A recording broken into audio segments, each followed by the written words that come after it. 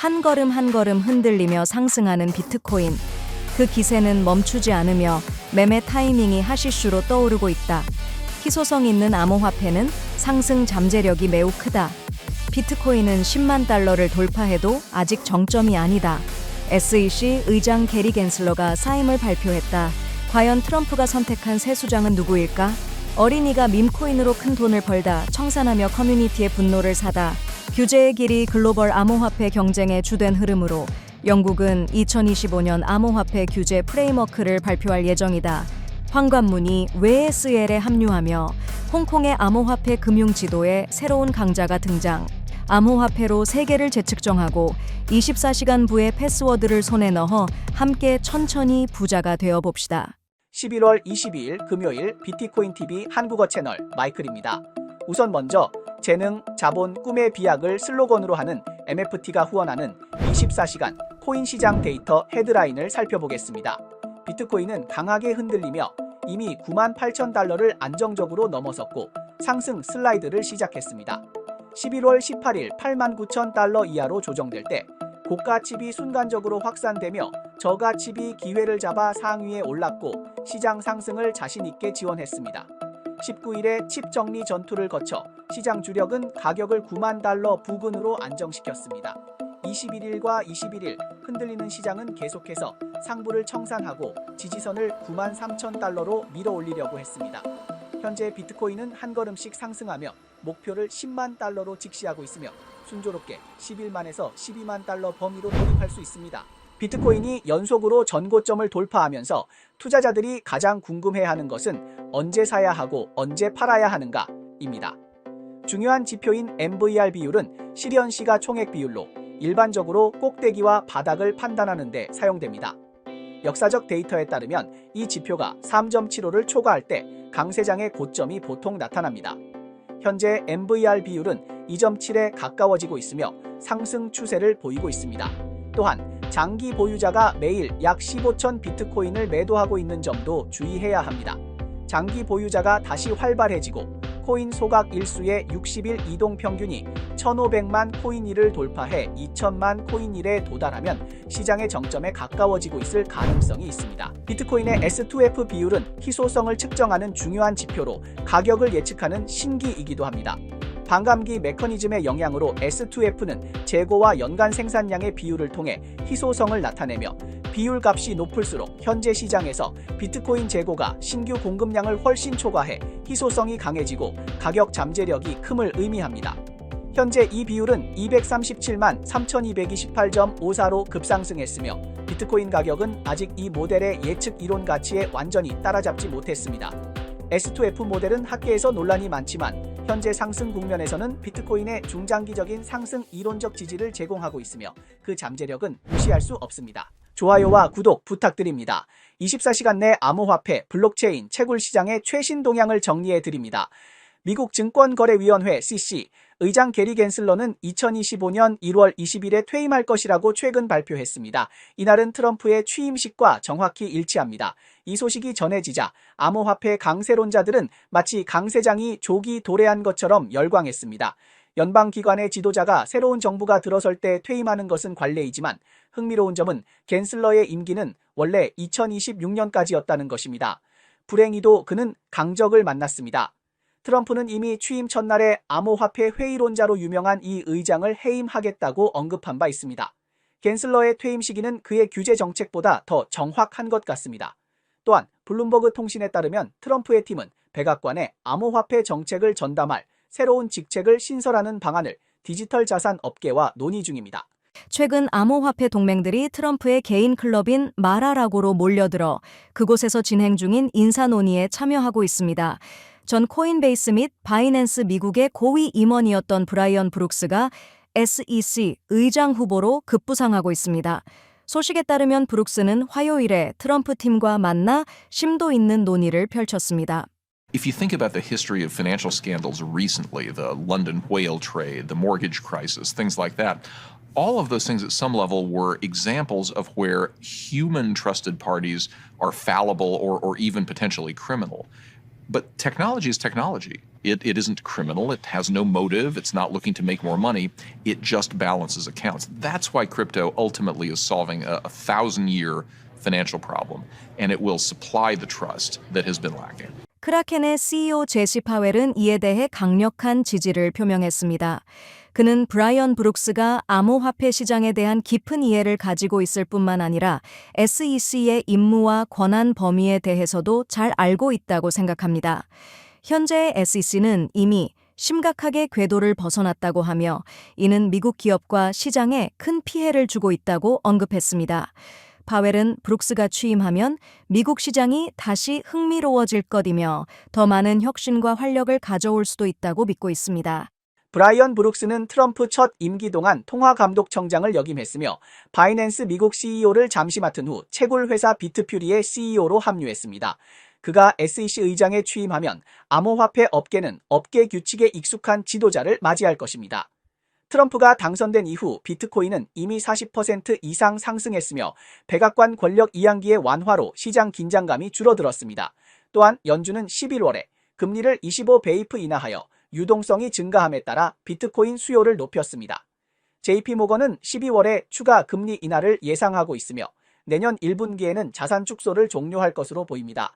중장기적으로 비트코인의 상승 여력은 여전히 높습니다. 오래된 브랜드인 블록체인인 솔라나는 낮은 거래 수수료 덕분에 미미코인의 훌륭한 배양지 중 하나가 되었습니다.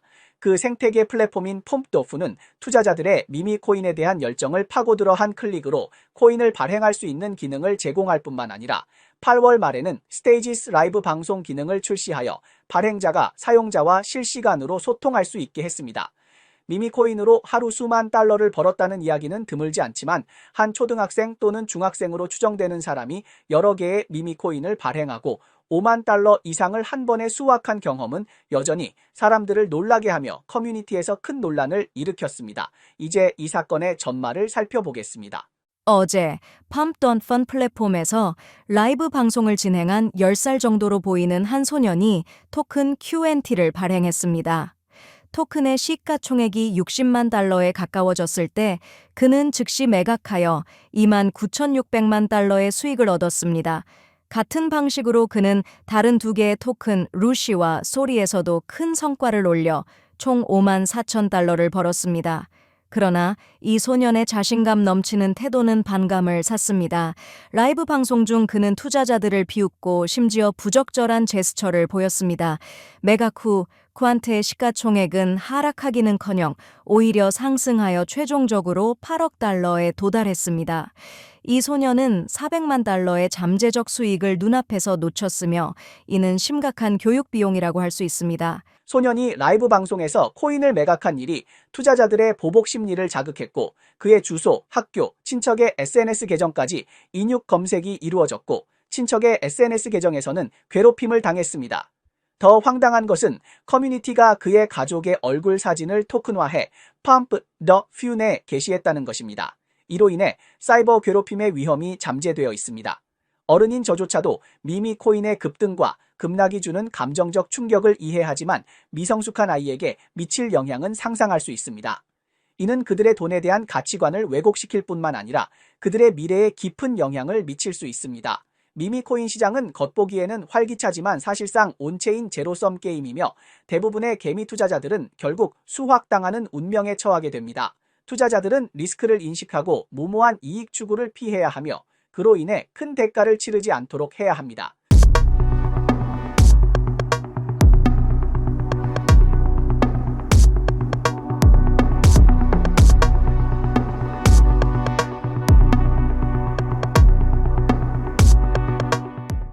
유럽연합이 선도하고 미국이 뒤쫓고 있다.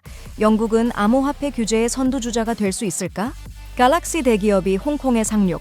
홍콩은 세계의 암호화폐 새로운 천국이 될 수 있을까? 트럼프의 암호화폐 열풍이 영국으로 확산되었고 이 세계 금융 중심지의 암호화 시장은 빠르게 성장하고 있습니다. 2023년 영국 암호화폐 산업의 총수익은 19억 달러에 달했으며 2024년에는 25.3억 달러로 증가할 것으로 예상됩니다. 하지만 규제체계 구축 계획은 이미 있었음에도 불구하고 보수당 정부는 이를 한때 미뤄왔습니다. 하지만 현재 카일 스타머가 이끄는 노동당 정부는 관련 법안을 추진하겠다고 발표했습니다. 영국 재무부 관계자는 11월 21일 런던 시티 앤드 파이낸셜 글로벌 토큰화 정상회담에서 내년 초 암호 자산 규제 프레임워크 초안을 준비할 것이라고 약속하며 산업 발전을 위한 규범적인 기초를 마련할 것이라고 밝혔습니다.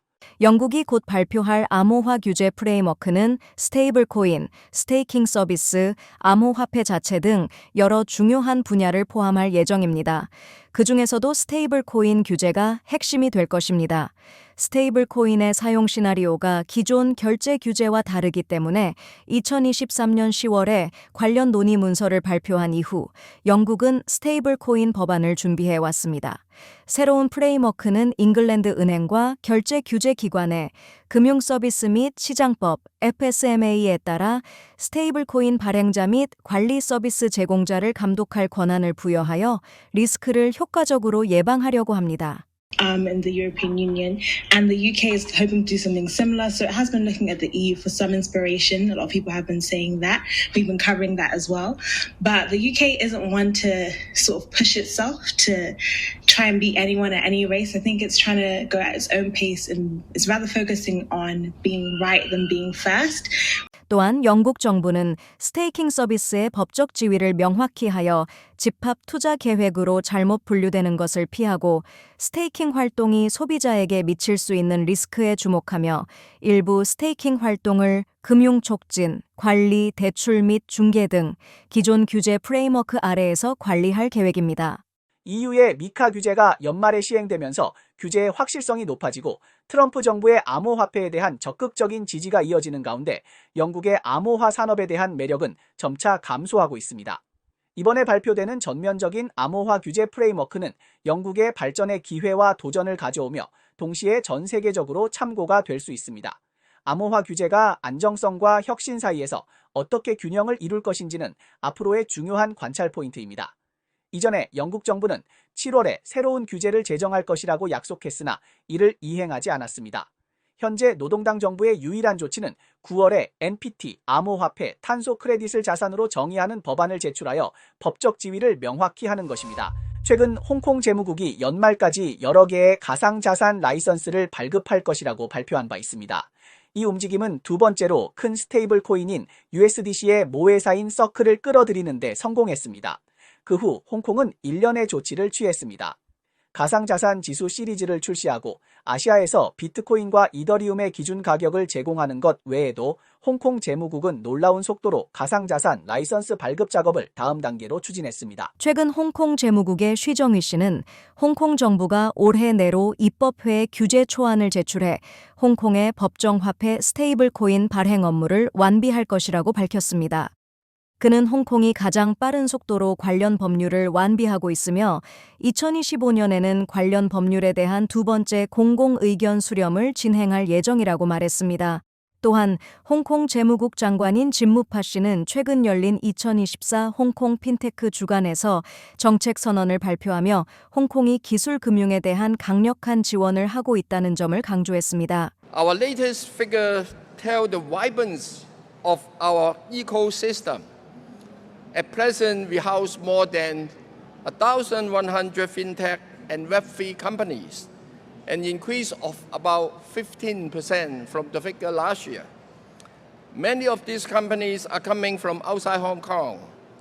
This year, the 60 companies that Invest Hong Kong has assisted are bringing in investments exceeding $2.4 billion.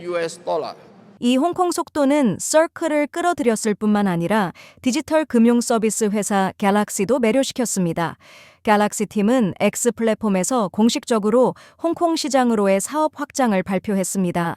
CEO인 마이크 노보그라츠 씨는 홍콩이 디지털 자산과 블록체인 산업을 지원하는 것이 갤럭시가 홍콩에 투자하는 핵심 동력이라고 말했습니다.